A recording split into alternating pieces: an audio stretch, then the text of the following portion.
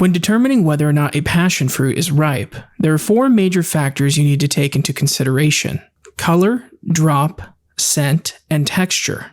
These 4 attributes represent a timeline in which the fruit becomes progressively more ripe.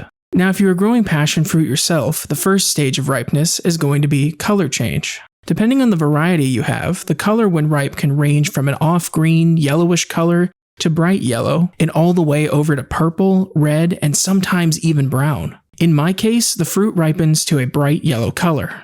As they ripen on the vine, one side of the fruit will begin to blush and eventually will cover the entire fruit.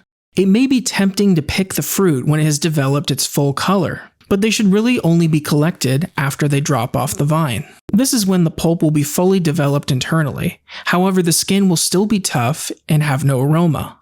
You have 24 to 48 hours to collect them before they become more appealing to animals. After the fruit have sat on your counter for a few days, they will begin to emit a strong tropical scent, reminiscent of guava. It is at this point that the fruit will be edible. The last and most clear sign of absolute peak ripeness is when the skin begins to wrinkle.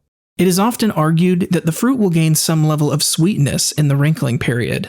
I've personally tried the fruit both wrinkled and smooth, and there is what seems to be maybe a slight increase in sweetness, but the difference this makes will likely vary between varieties. It should be noted, however, that once the wrinkles are present, the fruit should either be eaten or preserved right away, as it will begin to ferment beyond this point.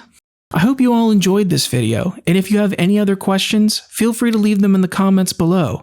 But if you're interested in seeing more projects like this, as well as my countless other YouTube endeavors involving gardening, sound design, and drums, feel free to support my work via the Patreon link in the description. Thank you for watching, and happy growing!